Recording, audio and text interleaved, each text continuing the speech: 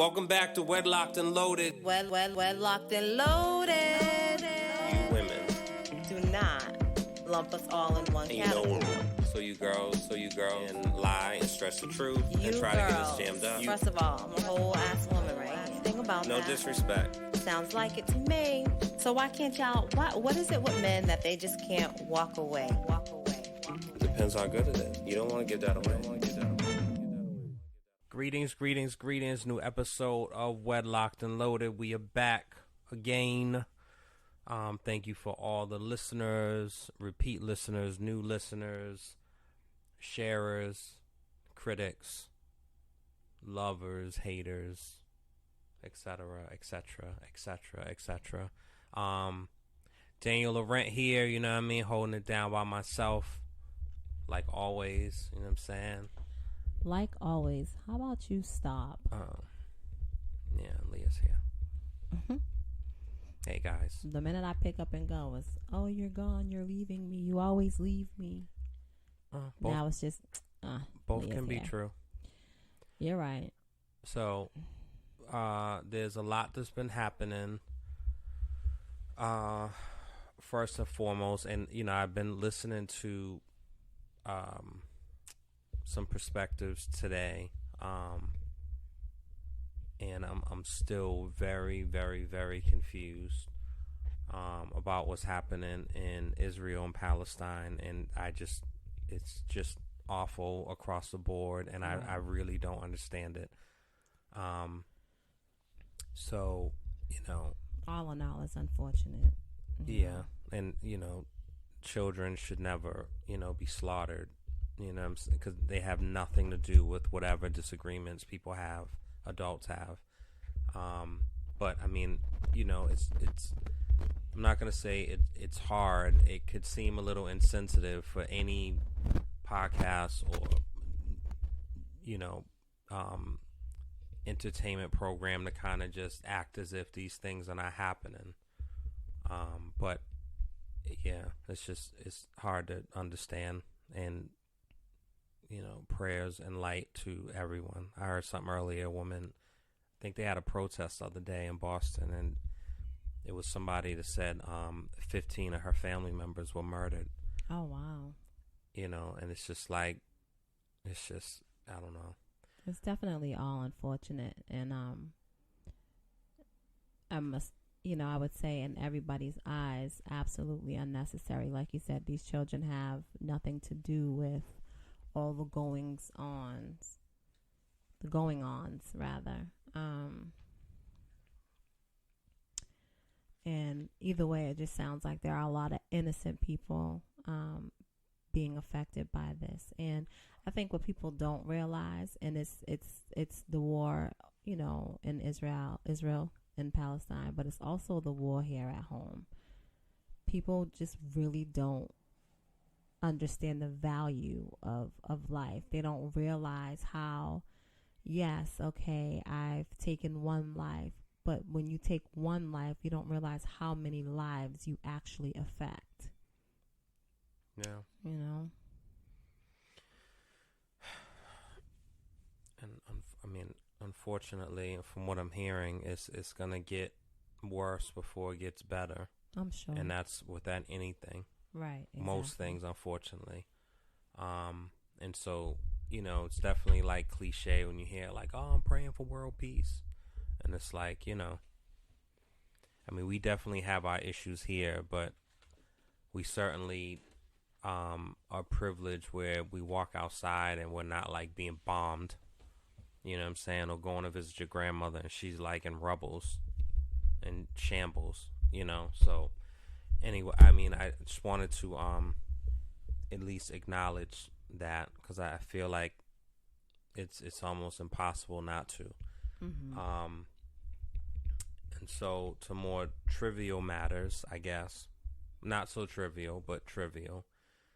And again, I think as a reminder, because there's so many people, the thing that I hate about, you know, podcasts and entertainment shows, I truly, truly, truly hate it, is anything that happens, everyone has to weigh in on it. So Such is life, you know. yeah, but it's different now. It's such is So life. like, you know, uh Drake goes into a, a restaurant and leaves a $5 tip, Mm-hmm. right? And that thing happens and it's reported. Mm-hmm. And then you get 150 takes of that one action. Mm-hmm. It's like, geez, Well, Louise, you know guys. what they say. We gotta talk. You know, people have to talk about certain things, right? And they have to give their opinion on it. And so that's just what that is. And I think it's also a case of FOMO. So I think a lot of times, you know what I mean? Like we don't necessarily, we as in you and I here at Well Locked and Loaded, are not always talking about the things that are in the media or on trend. I guess I would say. However, this is one of the things that we will talk about because we are not solely, but we are a relationship podcast. That's what you call it. I think we are. I'm gonna stop saying this too, but I think we are a lot of things, right? Like we talk about real life shit, and so Why you gotta swear? I'm sorry. So early in the show. You're right. We are what? 4 minutes in? 6. Okay, my bad. But it is. That's just what it is. We talk about real life things, right? That most people don't talk about, and sometimes, you know, relationships end for whatever reason. Yeah. Sometimes people choose to do some messed up stuff in their relationship, and people get hurt, right? Like sometimes some things happen and people learn from them and they are all the better for it. And so we're going to talk about it. Now, it's not to jump on nobody's back, you know, belittle them, berate them. It's not for any of that. It's dialogue. Is this Leah's disclaimer?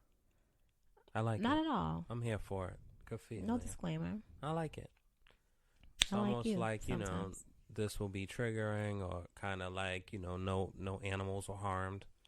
It's like that's your little, all right, I like it. All right, guys. So. You're so bored. What? Huh?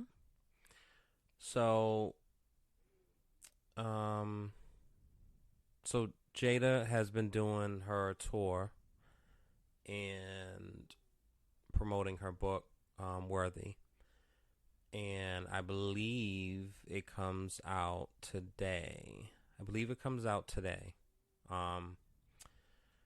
And she's been making her rounds, right? And I think when you're writing a memoir, the whole point is you want to be vulnerable, right? And so similar to Kerry Washington, where she, you know, her hot take was she found out that her dad, as she knew it, was not her biological dad. So that's like the thing. That's the catch, right? Because if you just put out a memoir and just say, yeah, it's my memoir, like you have to have something. You have to have the meat and potatoes.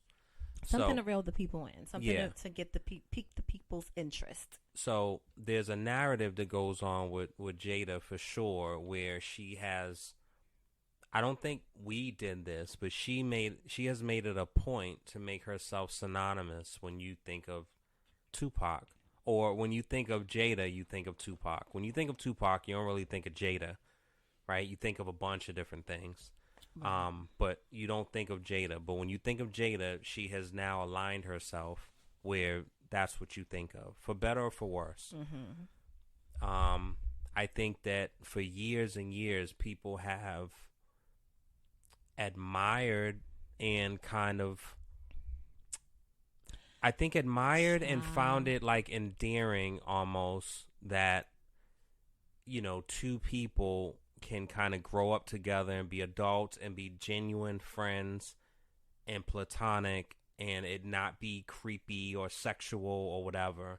And people are like, wow, you know, and Tupac and everything that he became, And then Jada, what we saw with her, you know, Jason's lyrics set it off. Inkwell, right? She was in Inkwell. I believe so, yeah. You know, Woo, I don't really care about, but like, you know, whatever. But it, you know, Different World before that, people was like, ah. And then Will and Jada, and it's like, ah. And then it's just, you know, and I think we'll do another show on this because this is probably going to take up the time. But I know I want to do another show about, you know, legacy and what's legacy and people ruining their legacies. And there's a lot of that happening. And it's so unfortunate. But let's table that. I'm just saying it out loud. Okay. So, but we wanted to talk about, well, I specifically, I'm talking to you guys out there, guys and gals. You know, I called Leah and I said, you know, let's talk about Will and Jada, and let's we're gonna dig a little deep. Yeah, and I want to, because I don't think we've spoken on this before, not on the show. So, yeah, I don't really know how to intro it. So you started with saying you started talking about ruining legacy, and I'm sure pretty much everyone out there knows what's going on. But like, let's just give a recap of, like, go a little bit deeper into what you mean about what's going on with her in her press tour. All right. Well, let's talk about some of the things that are that, you know, that's being said via her. All right. So instead of paraphrasing, let's insert. We'll insert something that she said, and let's insert something that Will said, maybe 2 years ago. Let's insert that now. If there is such a thing as past lives, I definitely think Pac and I have traveled a few together, you know, in various forms. So, has there ever been a time that you regretted the decision that you made not to take it to that level with him and to keep it in the friendship space? It just wasn't possible. There was no chemistry between us. You know, I talk about it in the book. It's just hard to believe. We see chemistry with the two of you guys. Even in the videos you guys dance, and there seems to be so much chemistry. But from your perspective, chemistry, it's that friendship, love chemistry. Of the book. That was probably one of the more painful parts, seeing him there, the condition that he was in, and having to leave him there. And he was in bad shape. And so when he asked me to get married, he was at Rikers. And I knew at that time that he needed somebody to do time with him, which I was going to do anyway. That was in the early days, and it was like, that was a big regret for me too, because I could never open up to interact with Pac. You know, they grew up together, and, you know, they loved each other, but they never had that, you know, they never had a sexual relationship, but they had come into that age where now that was a possibility, and then Jada was with me. But she just loved him like he was the image of perfection, but she was with the Fresh Prince. It seemed like y'all would have so much in common. No, that's what Jada would say all the time. She was like, I'm telling you, y'all are so similar. You will love him. And I just never, I couldn't handle it. You know, I was the soft rapper from Philly, and he was Pac. Right. And I was deeply insecure, and just, I wasn't man enough to handle it. All right. So, it's a lot. So Jada talking about, you know, traveling through different lifetimes, and, you know, but them not having chemistry and all that type of stuff, and it was more friendship. And then, you know, in the same conversation, she's talking about she's seen Pac in jail, and he was at his worst, and, you know, she was gonna do that bid with him regardless if he proposed or not. And it's just, you know, So I think so. There's a few things, right? And so, and not to again, we're not gonna do a deep dive on it, but I think there's a few things. I think that, Will came out with his book, what, 2 years ago, maybe a year ago. I don't know, but I swear I cannot get life right in terms of time ever since COVID. Hell yeah, telling me. Whatever. I do remember him, going on his press tour. However, I don't remember there being not at her expense so much. Yeah, 2021.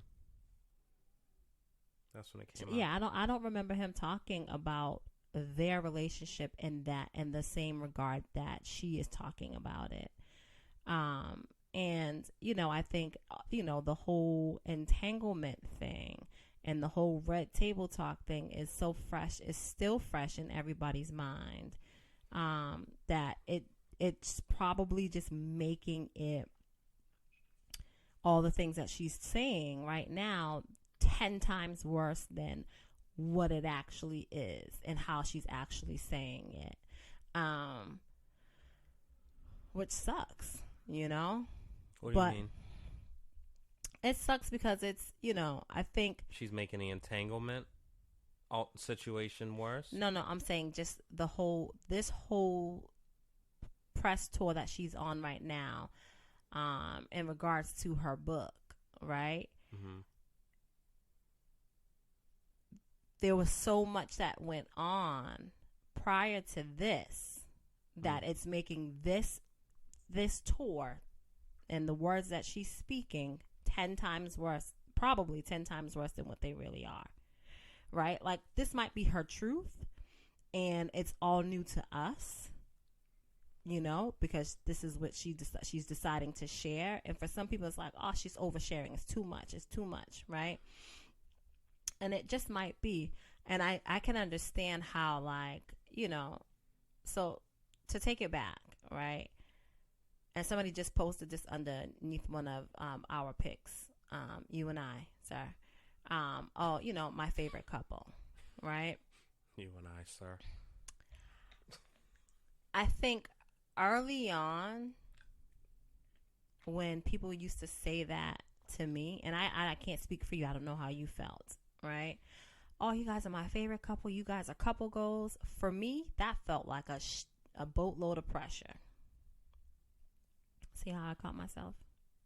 I mean, you practically said it. I didn't. But you already open with it. So, no, that's okay. It doesn't need to be filtered. I don't have to now. close it. You know what I'm saying? And I don't have to lead with it either. You know what I'm saying? I guess. All right. Cool. You're So, learning. Slowly. It felt like a lot of pressure. And people are only referring to the things that they see, not the real things that are going on, right? And for me, I was super duper private. You, not so much, And so it felt like so much pressure because it's like, damn, now I really have to be perfect. Now we really have to make this work. I mean, people be like, oh, if y'all can never break up because I can't see, either one of you with someone else. Right. And it's like, it's just a pylon, and people mean very well by it. Right. But it does nothing for you who are in this relationship, who knows that some things are not so great when you close those doors. And I think magnify that by being a celebrity. Exactly. Exactly. You took the words literally right out of my mouth. I had a joke. Thank you. Appreciate you. Another time, my love. Maybe. I know. But, I mean, it really sucks. And I don't know. So, but life is life, and it's gonna keep on lifing. You know what I'm saying? And so, anyway, now back to the regularly scheduled program that you were getting on. So the tie-in So everyone, not everyone. I mean, some people can really care less, and they're like, it's like news to them when you reveal it to them. They've literally like unplugged from the matrix. Mm-hmm. And shout out to them. You are the real MVPs. I think because it's just I wish I didn't know. It's like when you're trying to avoid. You see like a video, and this happens a lot. And I just unfollow. I mean, whatever. I just unfollowed Sean King. Dang, like why do you have to say that?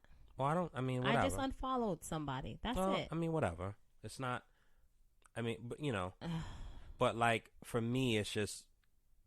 I think we talked about this. Like opening your social media, and it's just you seeing like, the stuff that's happening, and that we just talked about and opened a show with, and you're seeing like bodies and like limbs right. and children. There's it's like, no oh my god, no forewarnings. Yeah, it's like, come on, guys. So I just I'm controlling my ecosystem.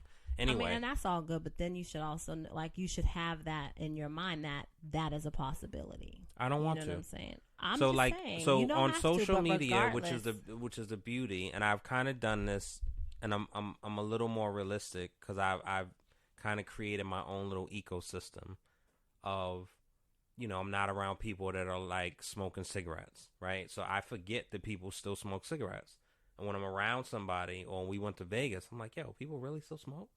Because I genuinely forgot that that's a thing, right? So anyway, I digress. But, so Will and Jada, people see that as one way, and they feel mixed ways about it. I see that as a completely different way, and I'm gonna share why. What do you see in a different way? Just their relationship. And what she's expressing and who she's expressing about, I see some similarities. I just don't think I was that extreme, but maybe I was in some people's eyes. And so, I think at some point on here I've mentioned about, Patrice, who was murdered. And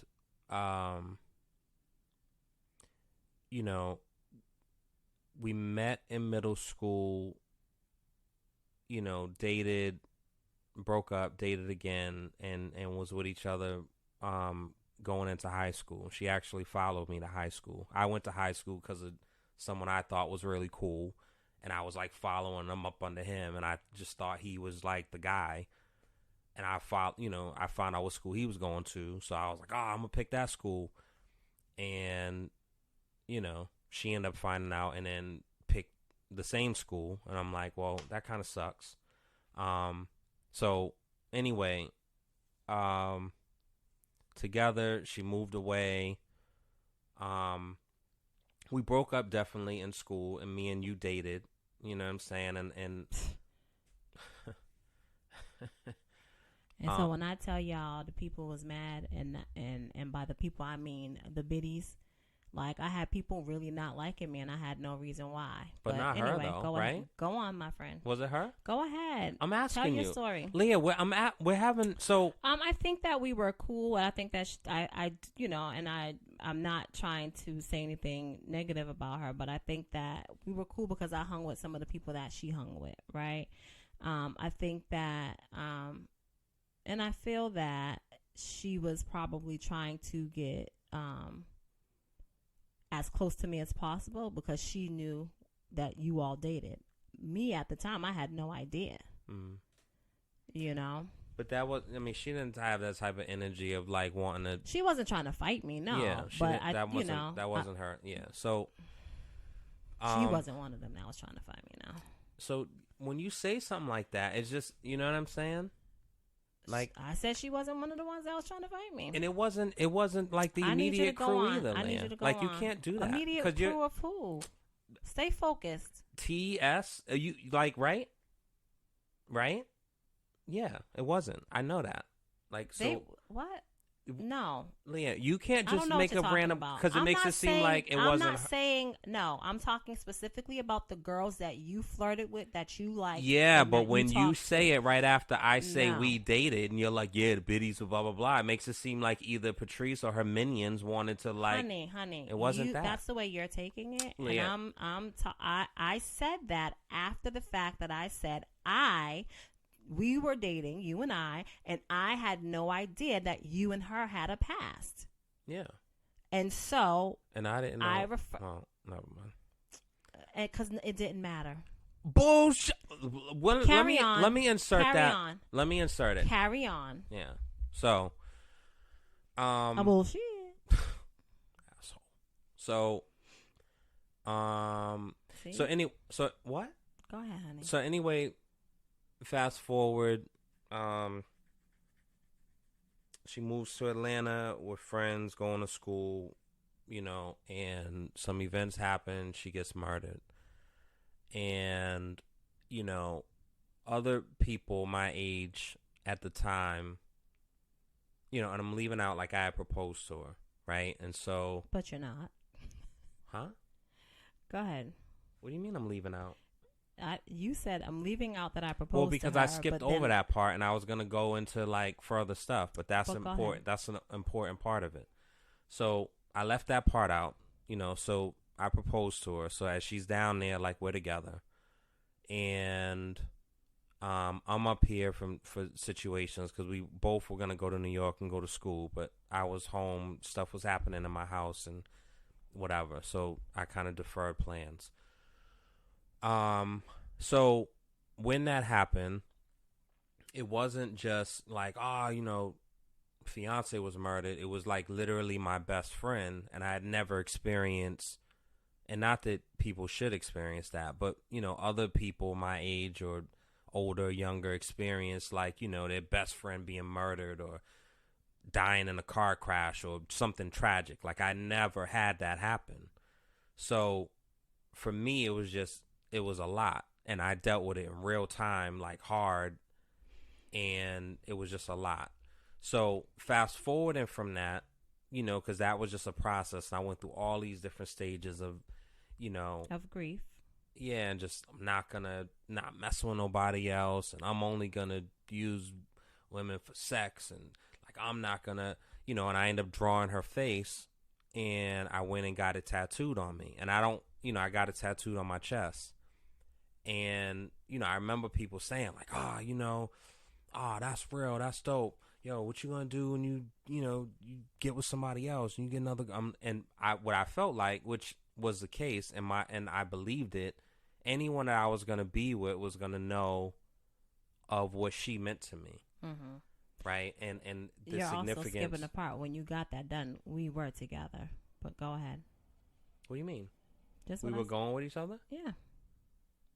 Go ahead. I don't remember that. That's fine. Go ahead. Well, yeah.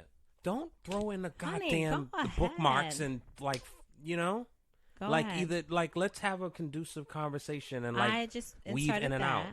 And so that you and can I see what you're doing too. Story. I'm gonna come over there and take that shit. Go ahead. God damn. So so anyway, I just, I felt like anyone that I was gonna be with was gonna know, and it was almost like I'm planting a flag. Like this is, when someone dies, particularly if they're murdered, most times they now become a martyr. You know what I'm saying? And it's hard to ever live up to. That's why a lot of people, murder Mike from Mass Ave. He like infamously killed the whole community, and then he dies, and everyone's like, you're such a good dude. Oh man, he had a heart of gold. And it's like, no, he was a menace. Like everyone forgets all that stuff when someone dies. Mm-hmm. And so, with all the back and forth that we had, and I was a kid, you know what I'm saying? It was one of those things of like, damn. And so it was hard for me to deal with that. And also, she was pregnant by me, and her mother made a decision to have her, you know, terminate. Mm-hmm. And I hated her mother for that. Mm-hmm. And, you know, I hated her mother for that, and I partially hated Patrice for it. And it wasn't until years and years and years and years and years later, because even when she was killed, I was like, damn, you know, I would have had her legacy still here. Mm-hmm. But then if she would have had the baby, she probably wouldn't have. So everything would have been different probably. But Mm-hmm. then maybe, you know, it's just saying like, when it's your time, it's your time. So maybe she would have been murdered in Boston, right? And then that's a whole other thing. Mm-hmm. So anyway, I started realizing like, wow, like that was, as a parent now, like I understand her decision to do that for her child, Mm-hmm. or to basically use her influence, right? Because she was a child, Mm-hmm. you know, and oftentimes it's the opposite. And the person's like, oh, you know, we're gonna, and not that I'm advocating abortion or whatever, like your choice is your choice. But it's usually like, oh, you know, we're gonna support you, we're gonna handle, but it's like, yo, you need to live, you need to travel, you need to know what it's like. You know what I'm saying? And make your own mistakes and trip and fall without having a little baby you're responsible for. So anyway, fast forward, I just, you know, it was a lot for me. And when I was writing songs, I would put her name in it. You know, similar to when Nas was making his records and he was saying ill will a lot because that was his guy. You know, I was like, you know, I named my publishing company after her. Like, I'm never, you know, no one's ever going to forget her name as long as I'm breathing. And, you know, so that was important to me because it was like, I don't ever want her memory or her importance to be diminished regardless of who I'm with or what I'm doing. In doing that, I think I wasn't mindful of your feelings or your thoughts on certain things. And I can honestly say, I don't know if I cared because I felt like it was two different things. That was what it was. You knew about it. And like, there's nothing to talk about. You shouldn't have any feelings towards it. You should completely understand it and be supportive of it. And that's just how I felt, you know. And I will say, before I close, because I want to ask you what you thought. You know, something that meant the world to me at the time. You know, I was filming What's the Worst That Can Happen with Martin Lawrence and Danny DeVito. And I think, you know, I had already did Lyft, and I was on Lyft. I don't remember how long. I forgot. You know, say I filmed for 7 days or 6 days or something, maybe less. And then for What's the Worst That Can Happen, I was Martin Lawrence's stand-in, and I was scheduled to film for 46 days. And the day that we were supposed to film, or that I was filming, it fell on Patrice's birthday. And I had already had plans before I got that job of when her birthday came, I was going to go to the cemetery. I was going to bring her friends, and we was going to have a whole celebration. And to know that I couldn't go because I'm on set and I wasn't going to be done until 12 hours or something, like, I was actually really upset that day. And, you know, I don't remember the conversation, but I remember you going and bringing some people, and going to her cemetery and, like, doing it in my place, so to speak, right? And I was like, wow, yo. And I don't know if I still understood the significance of that, of, like, your character, but I was just kind of like, wow, that's really dope. That's not no normal shit, you know? But again, thinking back, I don't think I understood the importance of that gesture, you know, and that kind of kindness and openness and selflessness, I guess, in that moment. So yeah, I mean, so I say all that to say, I understand, and now we were romantically involved.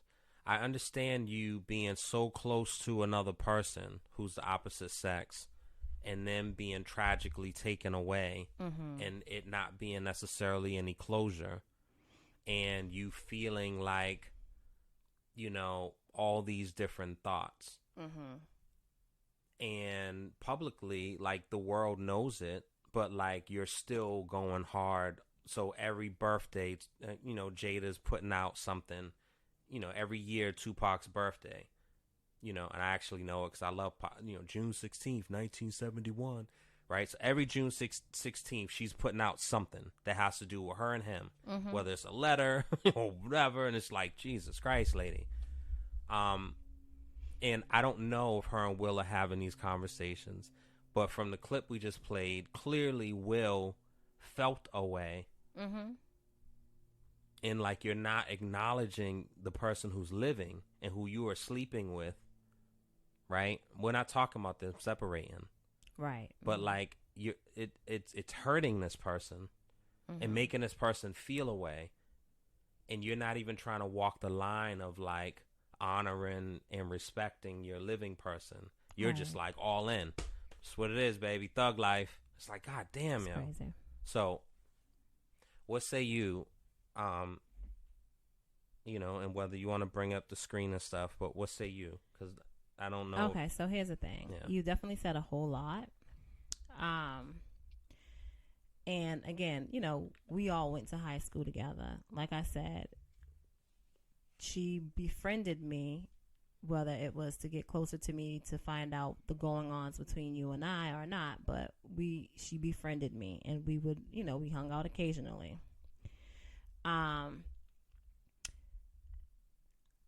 Of course, I never slept with her. However,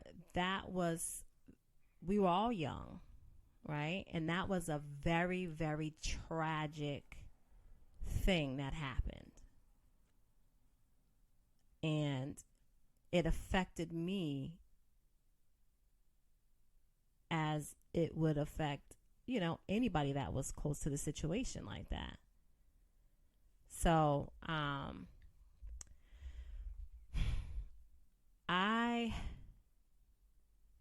when you and I reconnected, you know what I mean? Like my concern, I was genuinely concerned, for you, because again, I know how I felt. I left her service in the ambulance because I had a panic attack. So I know, you know, I understood if I felt the way that I felt, how you were possibly feeling. Didn't know for certain, but I could imagine. And so when you and I reconnected, you know,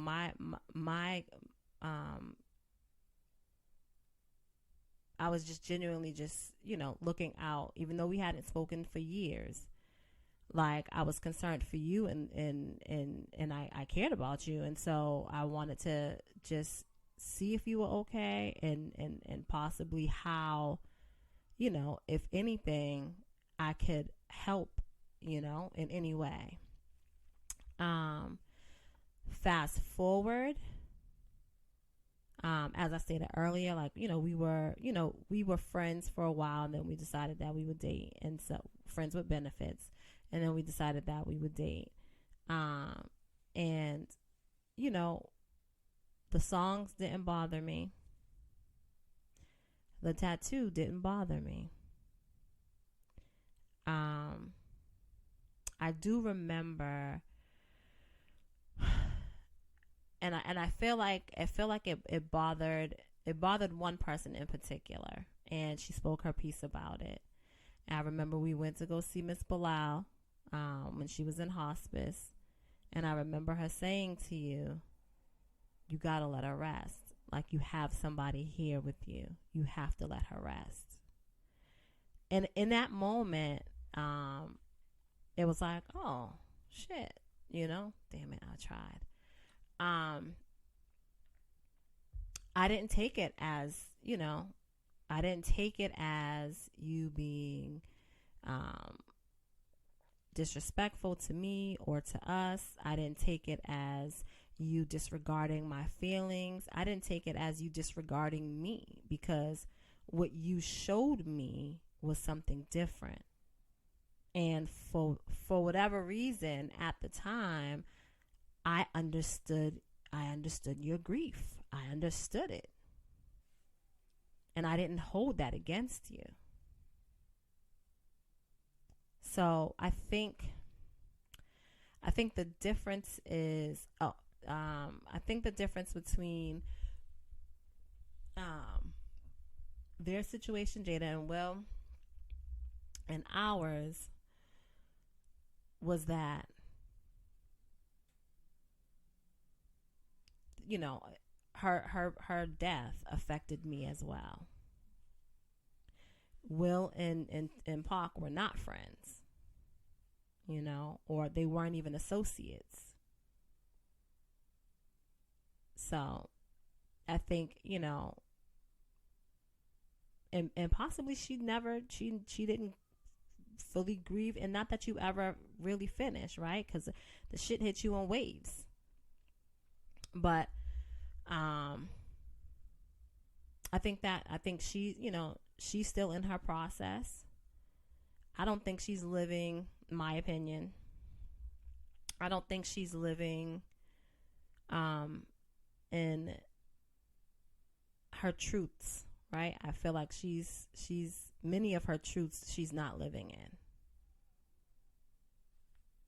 And I think that's that's one of the things that makes a difference. As far as the cemetery, and it's funny because I really dislike going to cemeteries.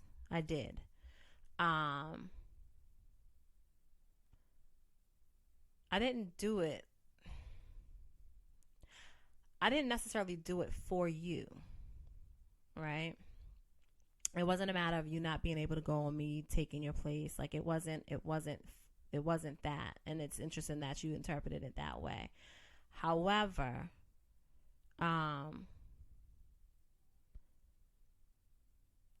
she had come to me in my dreams multiple times.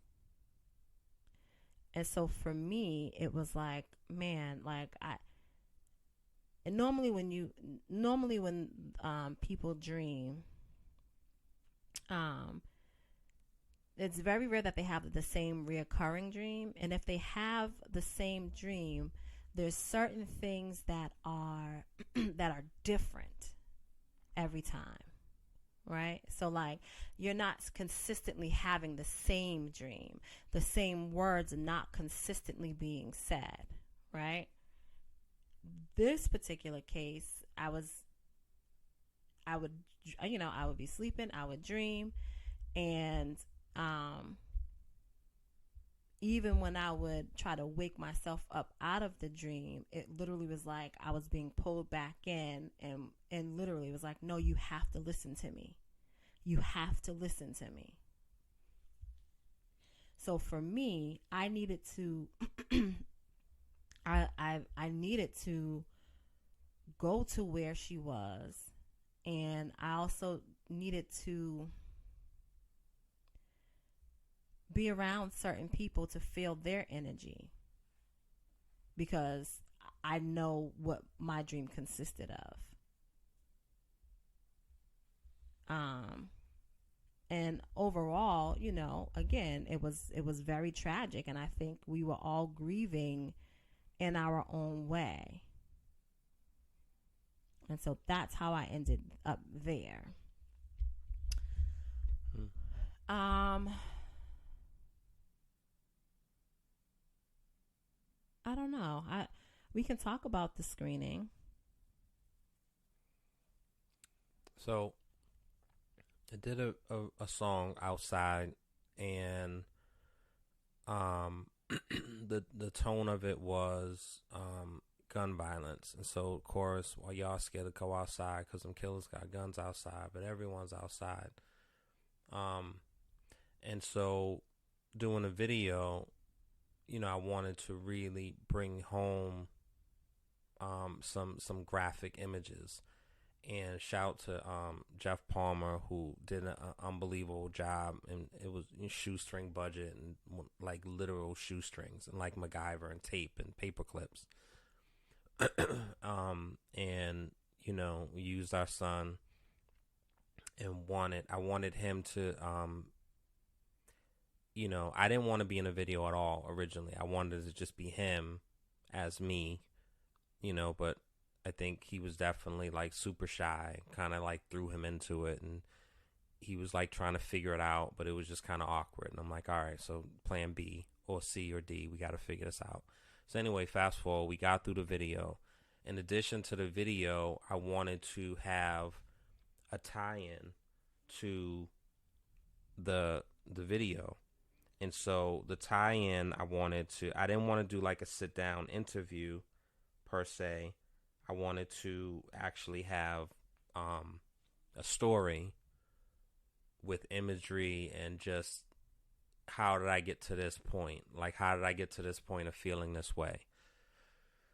And so there were some things that I never necessarily addressed, especially not on camera. You know what I'm saying? And so I wrote a whole kind of monologue, so to speak, and recorded it. And basically, we filmed, and I went to the cemetery where Patrice is buried. And I hadn't been there for a while, because I would go like super routinely, like even during me and Leah, like I would go maybe like once a week, you know what I'm saying? I wouldn't like announce it. It wasn't a big, but I would go, and I wouldn't be there long, but I would be there for maybe like 20 minutes, 15 minutes or something like that on the way home. But I hadn't gone for a while. And so me going, and part of the story that I was telling, and also touched on, because when this happened, you know what I'm saying, my mother, like my parents grew up certain type of lifestyle, right? And so when she was murdered, my mother was actually in jail. And so, my father was like, he was like recovering and from his substance abuse. He was going through that, and commendable. However, a lot of things fell on me. So it was just, and it's never a good time to be murdered, right? Or taken away. Mm-hmm. But like, it was just the worst time ever. Because I feel like I didn't have anyone. Mm-hmm. And I'm grateful for my two aunts in particular, who like super was like, even when I didn't want to be bothered, super like loving on me and checking on me, and just like, you know what I'm saying? And so anyway, I told that story, told my mother, and that whole thing, and went to the gravesite, had flowers, and it was like, real shot dramatically or whatever. Got to the headstone, right? Mm-hmm. Headstone, and put the flower there, and it was just and speaking about first love of my life, the whole thing, right? And I didn't write it in a sense of closure, or in a way of like, this was an important chapter in my life. I've since moved on, and or since I've now found new love, and like I didn't have any of that part in the story. I didn't talk about the kids, anything. Like, it ended with me putting the flowers on the at the site, and then it went into like a almost like a slide, well, not almost, like a slideshow of different people that we lost from gun violence, right? On a local level. It wasn't a matter of just all celebrities. I think Big and Pac was in it too, but it was, just everyone. Yes. Hey. It was all like local people. That was tragic, you know what I'm saying?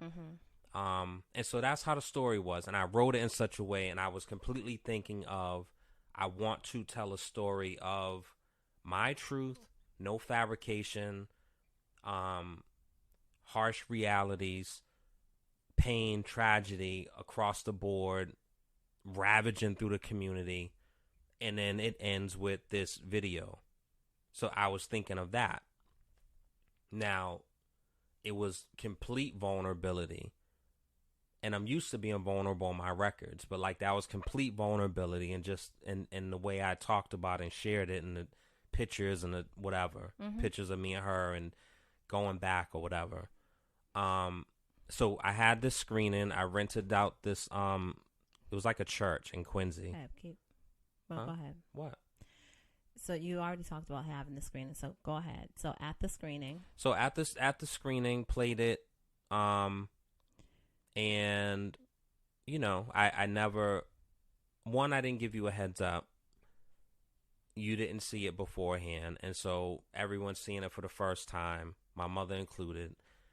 And in thanking people, I don't remember, but I thanked the kids. I never acknowledged you. You were sitting right in the front row. And I'm like feeling a million emotions, right? And I don't necessarily understand why there's a problem, and now I stop. Okay, so a few things, right? I knew that there was, that she was going to be a part of it. How much? I didn't know. I didn't ask, right?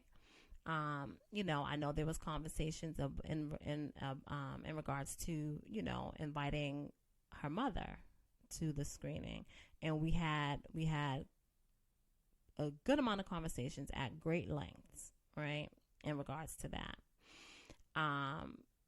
We were talking about going back and forth about using the headphones, and you said, nope, not going to use them, right?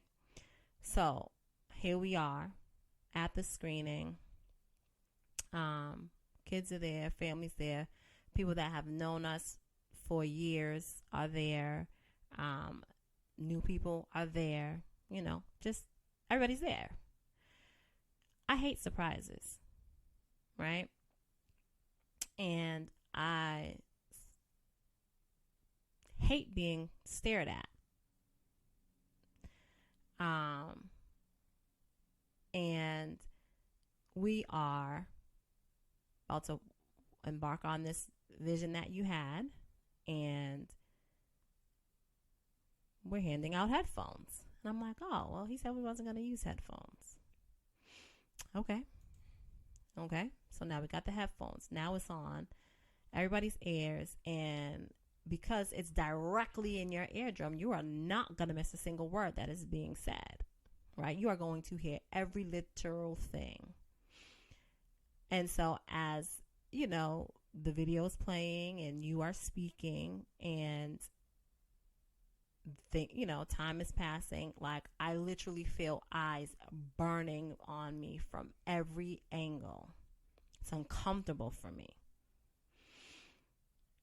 But that was fine. Like I ate that. It's your art. You wanted to tell a story, no problem. What I didn't appreciate was the fact that afterwards, like you said, like you acknowledged your mother, you acknowledged a lot of people that was in that room, and you also acknowledged our children. And it was as if I wasn't there. So 2 things happened in that moment, or 3. 1, I didn't come up to you. I didn't, do no rah-rah, nothing, because it was important for me to let you have your moment, because it was your time, right? We'll talk about whatever I'm feeling and thinking about later. Right now, I'd rather not. Enjoy. Okay? I think, so let's talk about the things that happened.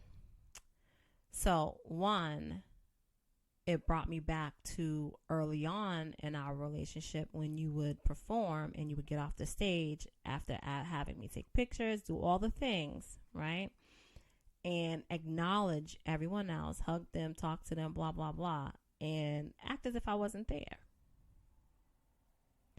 For you, it didn't matter. It like you didn't understand what the problem was, because we live together, right?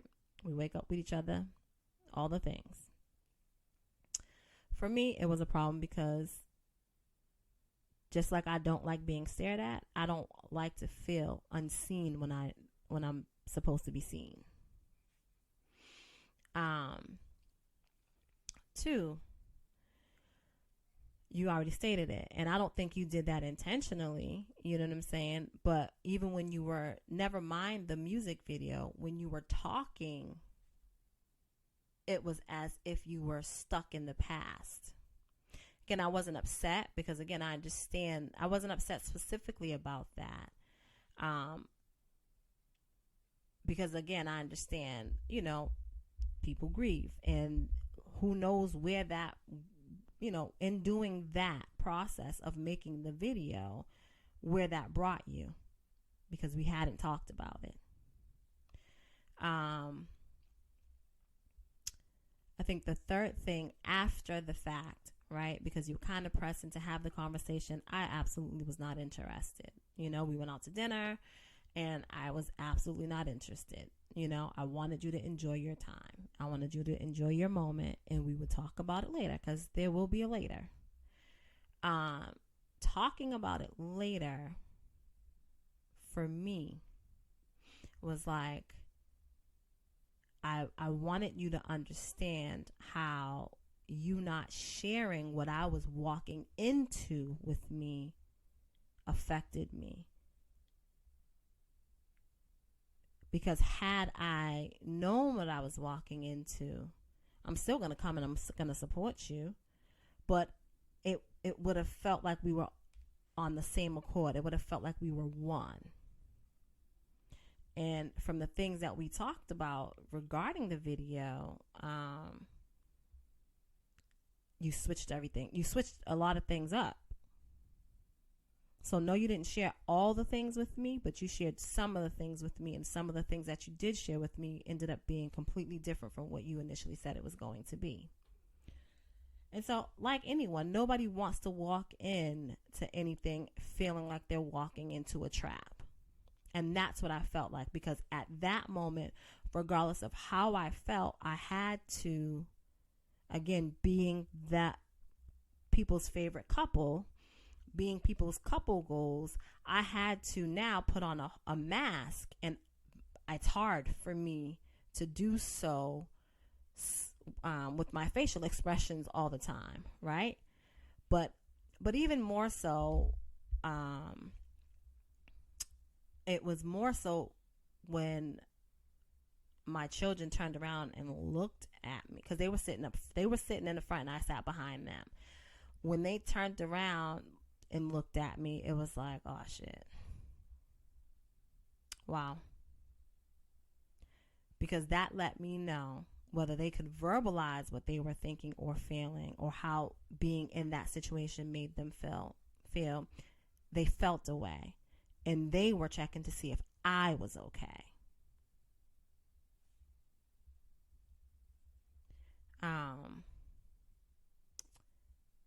And so that was really my issue.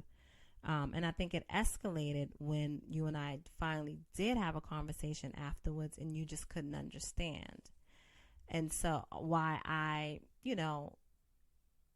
felt the need to want to know all the things that was, going to happen beforehand, and even why, I don't know that I was upset, but I think I was more hurt than anything. And then I asked you, I was like, listen, like, when you do certain things, like, do you think about other people? Mainly me? Do you think about how the things that you do will and can affect me? And your response was, clearly you were being defensive, right? But I was like, oh, yeah, okay. I'm not doing this. Because your response was, am I supposed to think about you every second of the day? And I'm like, what are we talking about? Like, you're totally missing what I'm saying. And you know what? Hell yeah, you're supposed to think about me every minute of the damn day.